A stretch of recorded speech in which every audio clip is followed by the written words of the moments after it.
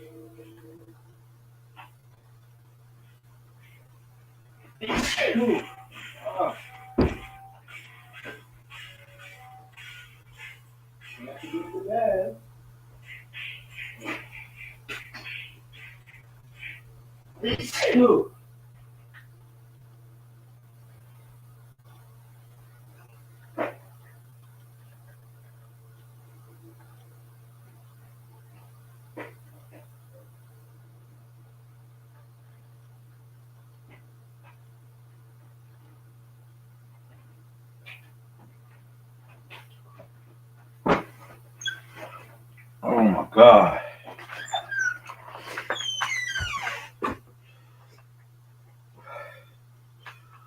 What? Man, my bad. Okay. Yeah, I'm good. Man, 14 in the building. I got to start coming on later. We got 14 in the building. Hit the like button. We're about to get the show started. I got to get all these sneezes out, man. I just ran outside. It is cold as hell outside. But damn. A couple of y'all in the building. Had my phone going off.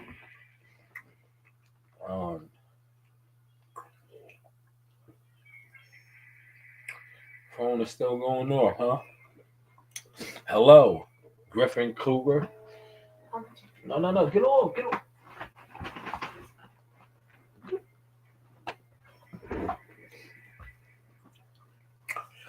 All right, this is a late night source. Let's do a couple reactions. Not gonna stay on that long. Um, I want to react to a couple things I seen on the internet tonight. Uh, you know,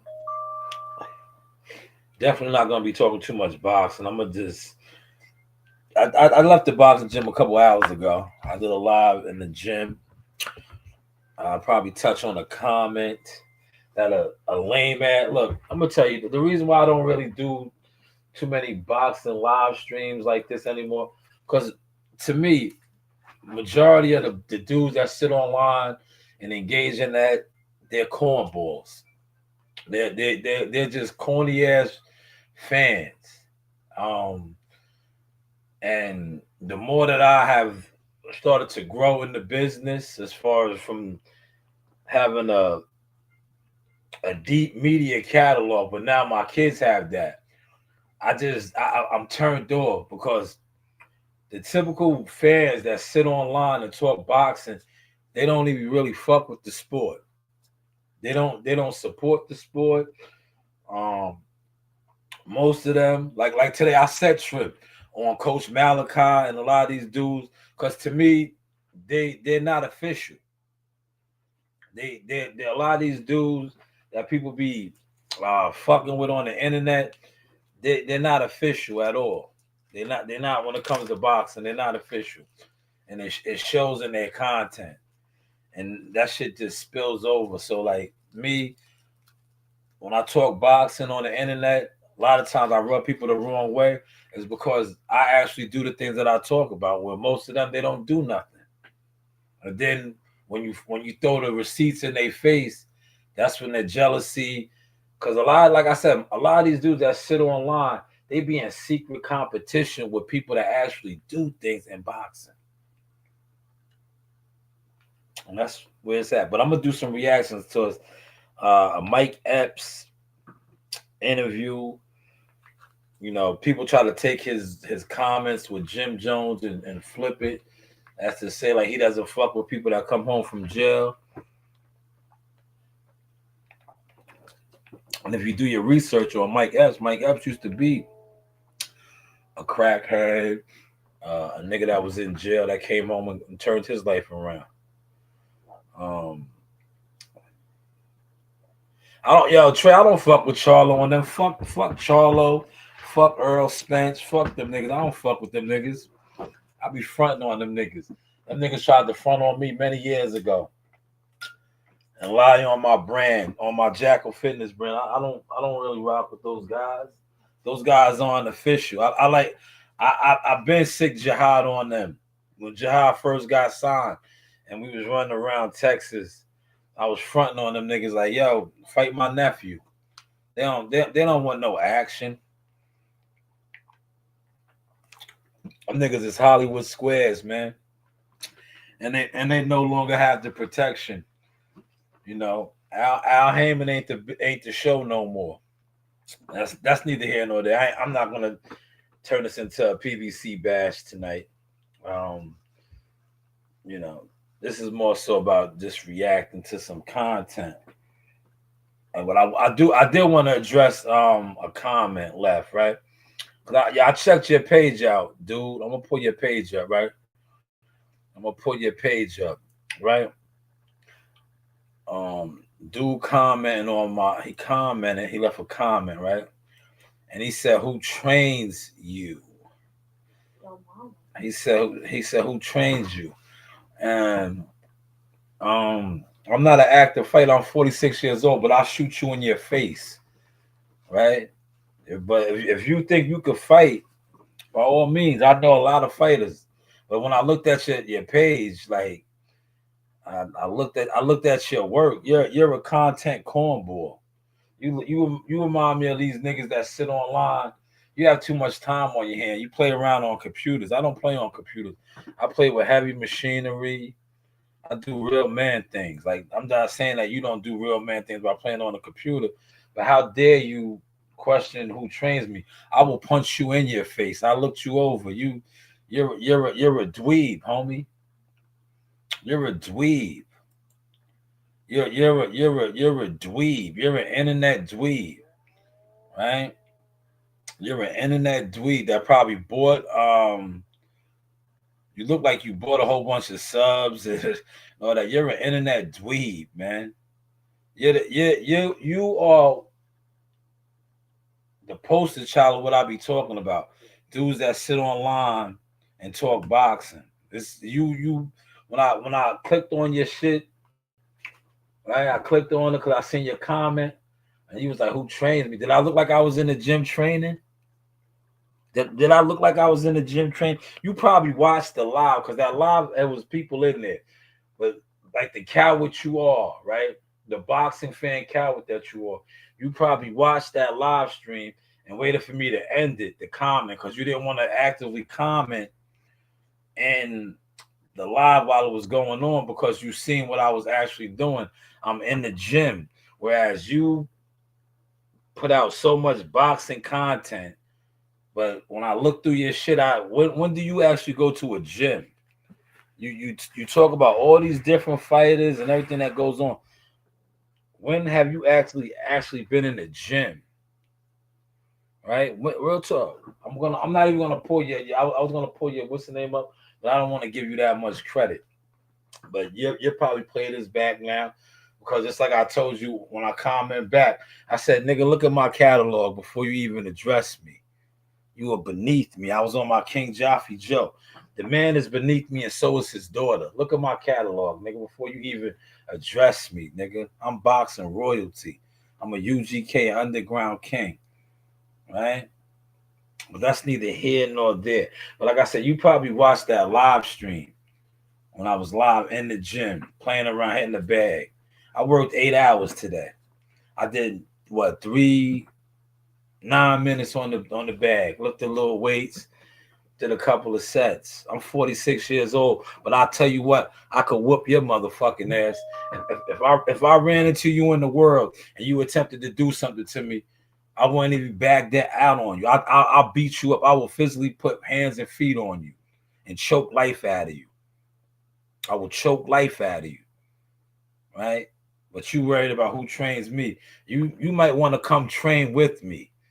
But I wouldn't waste my time on you or even try to develop you. Because when I looked at your page, you look like a mutt, a mixed breed. Like you just look weak. But if you come to the gym, I'll put my young boy Amani on you. He'll spank you. He's 17 years old. He'll spank you respectfully. But let me get to some of this content though that I want to talk on, man. I talked enough boxing earlier today. Shout out to Devin Haney, the Dream. The dream has the internet on fire. But I want to do some reactions. Yes, reactions. Right. So the first thing I'm going to react on, like I said, Ja Rule was beat up by G Unit, man. See, it's coming out. G Unit beat him up. He has said Max B had nothing to do with it, that it was G Unit. It was the unit, the squad. It was the unit, the squad. Did him in. Here's Amani right here. It says fighter development. This is what I do. For my man that commented, I'll put my young boy on right here on you. He'll bust you up for me. Since you worrying about me and my train, I'm 46 years old. I'm not an active fighter. I'm an active manager, mover. I get it shaking behind the scenes. But if you're so worried about fighting and shooting fades, come fight my young boy right here.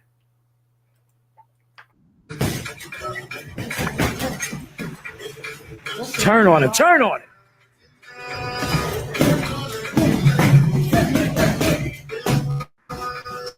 Come fight my young boy right there. Say that again, coach. 17. Tom. That's right, you for me. That's right, you.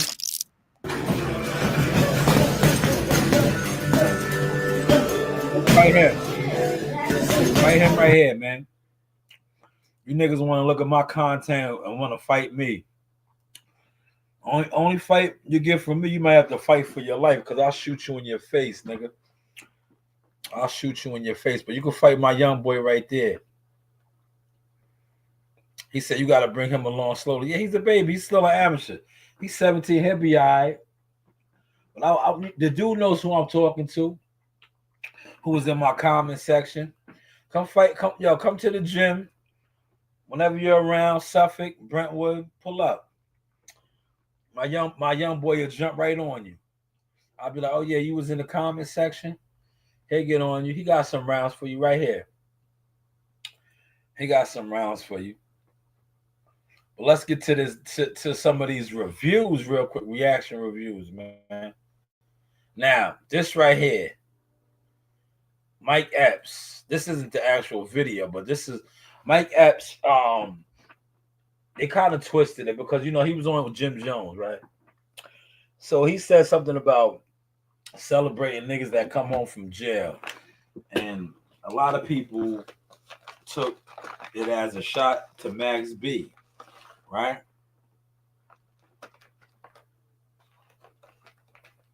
And I think the reason why they did that was because Max and Jim got a little situation. But I just think that, like I said, Mike Epps, if you know his background story, he was a basehead. He was a fiend. He was incarcerated, right? Has one on to, change his life around. If you look him up, he does a lot for the inner cities of Indianapolis and shit like that. Look him up, man. So I don't think he's really fronting on people that's down and out coming home. He's just, saying what he says, but he caught a lot of backlash for that, man. Caught a lot of backlash for that, man. And shout out to Big Joe. I see Big Joe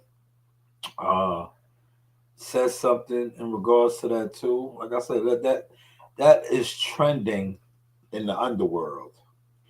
In the underworld. Now I know a lot of y'all probably over here wanting to hear me talk some boxing. I put out a lot of boxing content earlier, man. I just ain't on that type of time right now. Right here, here's some boxing content. Cause look, the Mason Mob. These are the brothers right here. All right, Abdullah's the youngest world champion in boxing. A lot of people are mad. They're mad, right? Listen, you guys are mad, but he fought a guy. Listen, prior to him fighting Sam Noakes, it was the chitter chatter, chillin' juice talk. Wanted to always act like Abdullah never fought nobody, man. The top rank was, having them on training wheels. But that's the Mason Mob right there, man. The Mason Mob, man. All 5 of the brothers. Abraham. All 5 of the brothers. They gave me a shout out. See, and I remixed my shout out today. Because I fucked with them. I met them in Tulsa, Oklahoma. We was all on the same card. The first time I ever shot a fight as a photographer ringside was Abdullah Mason in Tulsa, Oklahoma. I shot his fight. He got the guy out there in the first round. I remember that. But the Mason Mob, man, he's a world champion now. He shouted me out, and I remixed that. Like, yo, since you guys always be worried about my views, and you guys are influencers and all this, post the world champion,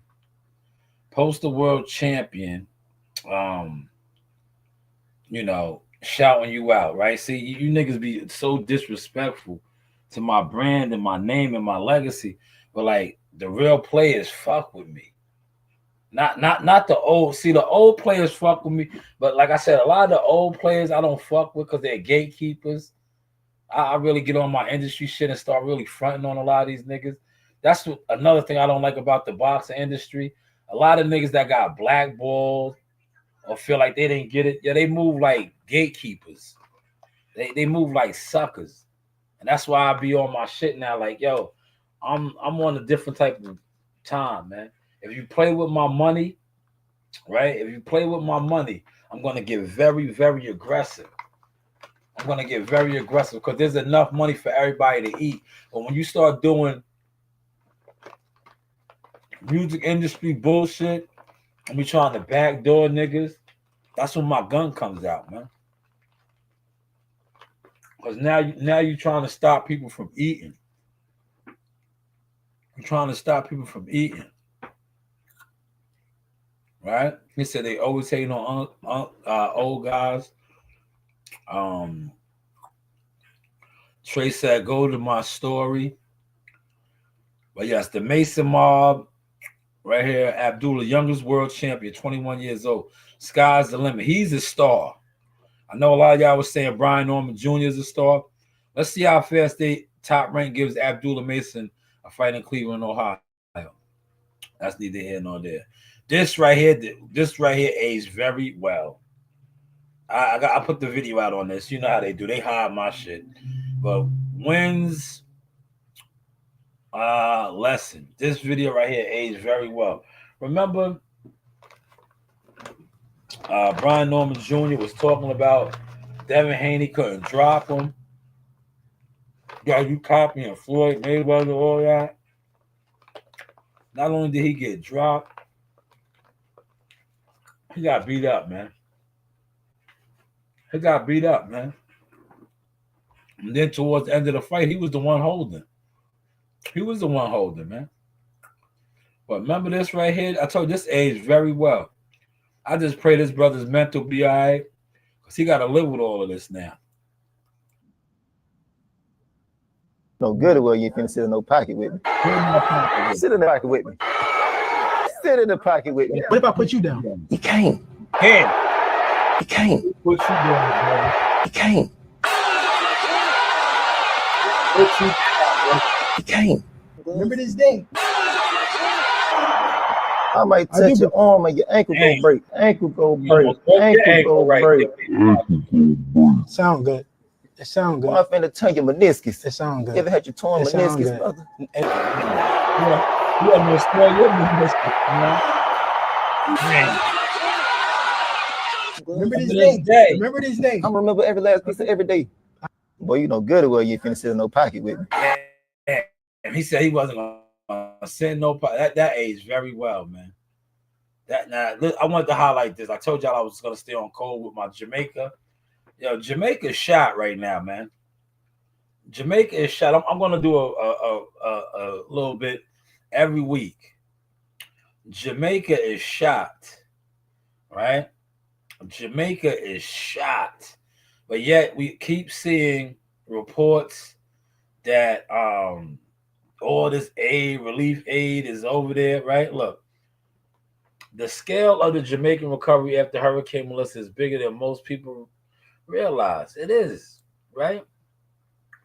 I keep telling people this shit. I'm like, yo, it's fucked up over there. Look, 48 million tons of storm debris.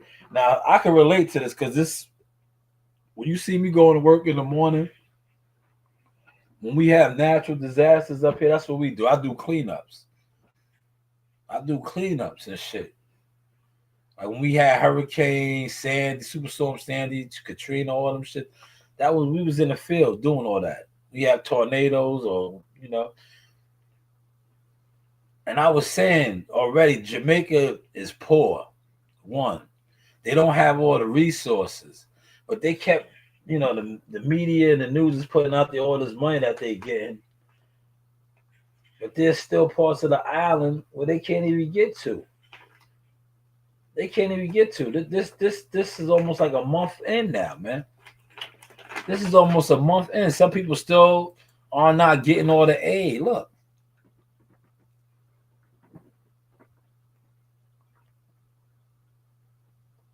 But you were hearing about all this relief aid being flown over there. A lot of people ain't getting it, man. Look, more than 200 major roads were damaged or blocked.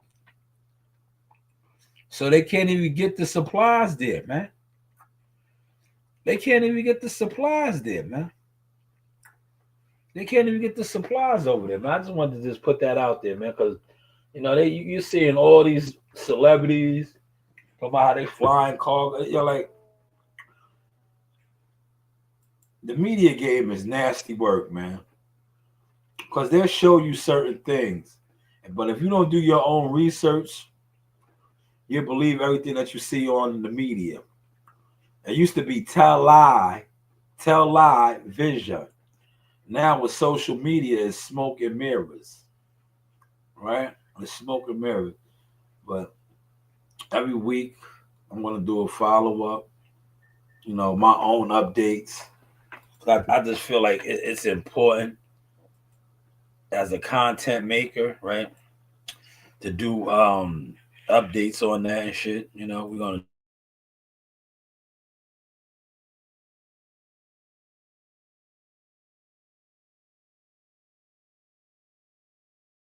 give you those. Yo, the sound is on, Trey. The sound is on. It's just certain videos we doing that for.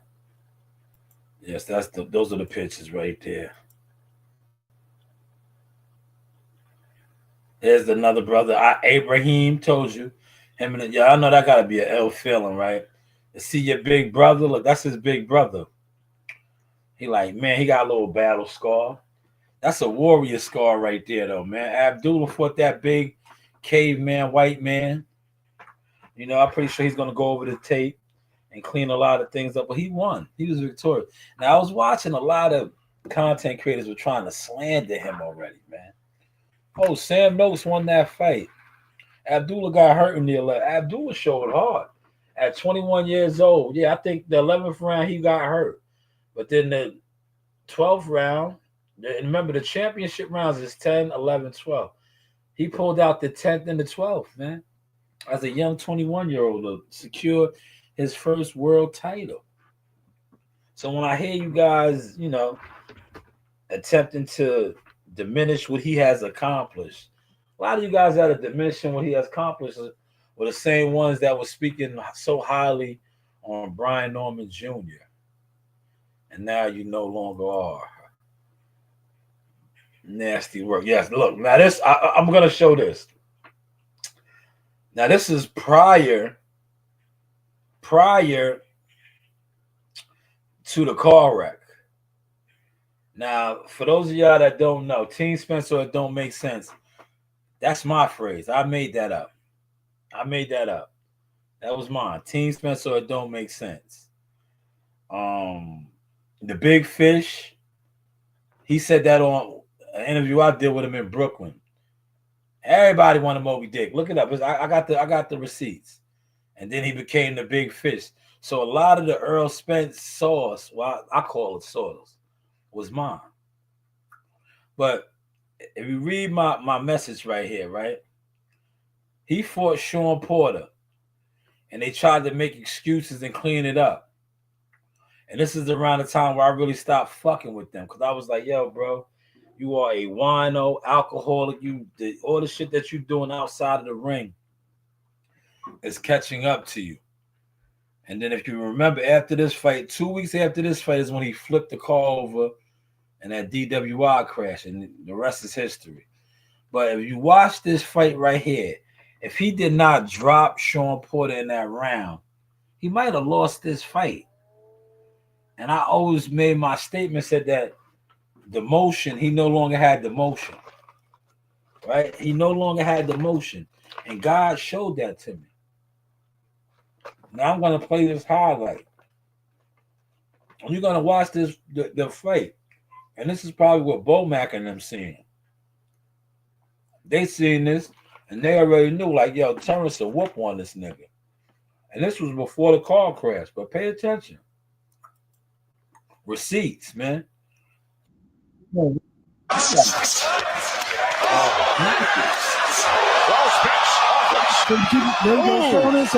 they're very effective. Oh, they are. Yeah, They are. because Porter's feeling them, because I can see him breathing kind of heavy. Yeah. Oh, nice combination. I'm gonna stop. You know how they try to clean this up? And this is why I don't talk boxing with niggas, because when you try to talk boxing and people are programmed idol worshiping fight. Oh, he fought Sean Porter's fight. No, he didn't. No, he didn't. That's what you guys always, whenever a fighter that you idol worship and you can't critique him because he's a god in your eyes, you always gonna make an excuse up. He didn't fight Sean Porter's fight. He was slipping right here.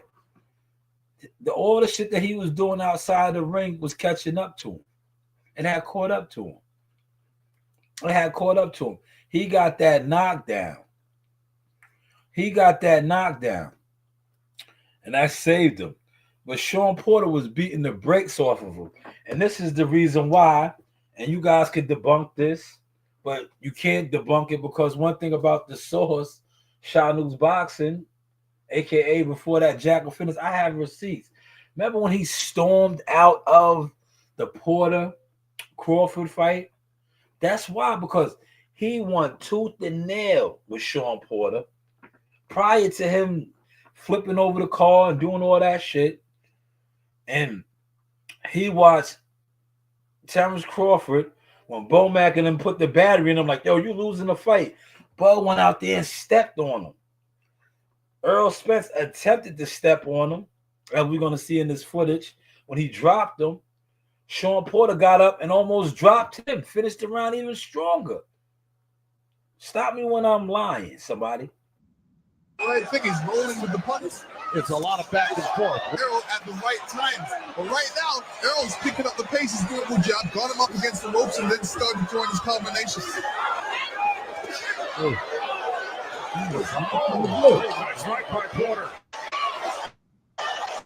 Spence came back with his own counter left hook, and that hook a lot of people get shot. Kenny Porter was the other. Spence caught Porter with a right. Oh! Porter coming right back.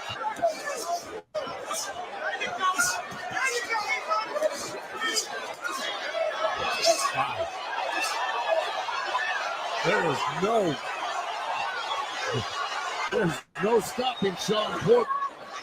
Oh, good body shot by Errol. Oh!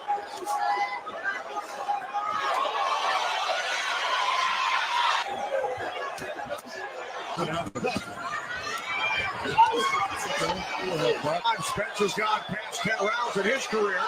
Good right hook by Errol Spence. 1 minute remaining. I'm right there winning the fight.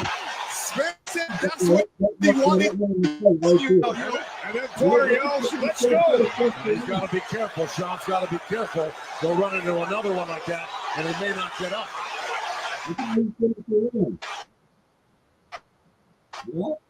But the assassin continues here in round 11, including 10-8 in the other right hand.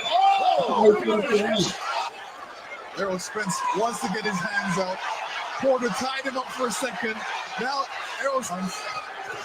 His motion is doing, Porter's all the way to the wire. We saw another big right by Spence. In favor of the winner, he is now the WBC and the IBF welterweight unified champion of the world. His motion was going though, man. And then 2 weeks after that is when he got into that fatal car crash that changed his career. But as you see in my statement, the motion was gone, man. He won tooth and nail with Sean Porter. And you know how they cleaned it up? Like they do. This is what they do. You know how they cleaned it up? They said, this is how they cleaned it up, man. Oh, he fought Sean Porter's fight. He beat Sean Porter at his own game. Did he? Or was he slipping? Was he slipping? You know? But that's neither here nor there. Quick little reaction on some content tonight, man. You know? It's a little reaction. Now, you see how I switched my format up. I used to do my formats like this, but I watched how guys who claim to not watch me would attempt to copy. They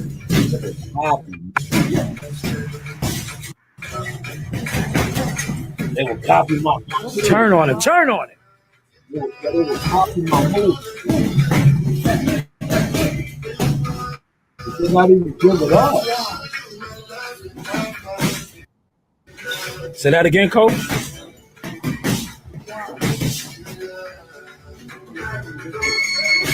Tom.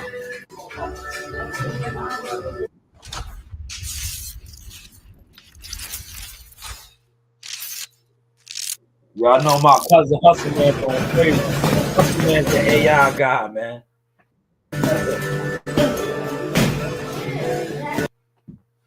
Hustle Man is the AI guy.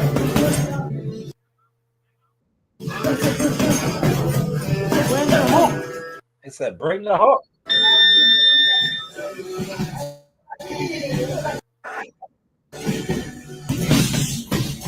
Reflect and improve. Every moment counts. Seize your opportunity. Seize your opportunity. That's all I did. I've been seizing my opportunity. I seized it doing media work, and now I seize it with doing fighter development. I do fighter development, y'all. But I ain't gonna stay on that long. This was gonna be in and out like a robbery. In and out like a robbery, man. Shout out to Bozy. Bozy sent me some content. Apparently, Virgil Ortiz. Virgil Ortiz wants $10 million to fight Boots, man. So it doesn't look like that fight is gonna happen, man. I don't see that fight happening, man. Unless Turki Al-Sheikh comes to the table. Now, Turki Al-Sheikh has the money, right? Because this is all alleged, right? We're just talking. It's alleged that Devin Haney, you know how much Devin Haney just made, y'all? Alleged. I'm going to say alleged. Yo, Devin Haney as the challenger, right? Made $12 million, right? Brian Norman as the champion only made $3 million. This is all alleged. I don't know how true this is, man. I'm gonna just say alleged. But $12 million as the challenger, and the champion made $3 million. So maybe that's why they took the fight. They got paid $3 million, man. And they probably, they didn't even care that they lost, right? $3 million. Tore your meniscus, right? Remember, that's what he said. You tear your meniscus, right? Tear your meniscus. Well, I ain't about to get in the bed, man. What time is it, Rain? What time is it say on that phone, man? 11. Oh, man, it's 11:21, man. I got to get up in 4 hours, man. But shout out to everybody that came through. This is the Source Experience, the news by Shaw News, media, marketing, management, consultant agent. You do have options. In the arena, look who I got. Ring girl. Hi, Arena. Missy girl. Hey. Thank you. Yo, what's up? Joe Harris Boxing with the Source Experience. But what? What do I know? Yeah. Shout out Showtime Shot News, y'all. This is Kyle Million. Holla at me. And Top Lion, man. Top Lion. You keep talking, man. And you shut the fuck up. Yes, this is Source Talk, Showtime Shot News Midi. I got the man himself, Mr. Sugar Hill. First off, champ, thank you for your time. This man needs no introduction. Sugar Hill on Sauce Talk. That's right. Yeah, that was the most money he made. Remember, he put a price tag on himself. Remember, Boots Ennis offered him like 1 point something, and they was like, remember the father was all over social media, and he said he just wanted him to take home $1 million. So they was like, oh, $3 million. This is all alleged. I'm gonna say alleged. Allegedly. Yeah, he sold his soul, man. He sold his soul for $3 million. Personally, he should have never took it, man. If what's the name got $12 million and you only got $3 million as a champion, sometimes you gotta play the long game, man. Now he's no longer a champion, right? The momentum that Top Rank was building for him, because Top Rank built some momentum for him, man. You see all these guys, these YouTubers, they really just thought that Devin Haney didn't stand a chance against him, bro. That's how programmed they was. So he should have just stayed with the Top Rank machine. He's still signed with Top Rank, but man, they got him a world title, man. And his world title route was hard, but it really was an easy one because they threw him away. Remember, Santillion was supposed to beat him. When he knocked off Santillion, he won the belt, the interim belt. Because remember, Bud Crawford vacated. Once Bud vacated, he got elevated, man. He got elevated, and then they threw him 2 showcase fights. 2 showcase fights. But, he got thirsty. No, man. He got thirsty. And so, look, remember the Slick Rick Ron? Yeah. But yo, a children's story. How's the line go? That Slick Rick said. And so what had to end the story? And he got thirsty, man. He got thirsty. Oh man. How you doing? Who is that? Is that your friend Arena? Nah, that's not Elena. What's that? I don't know.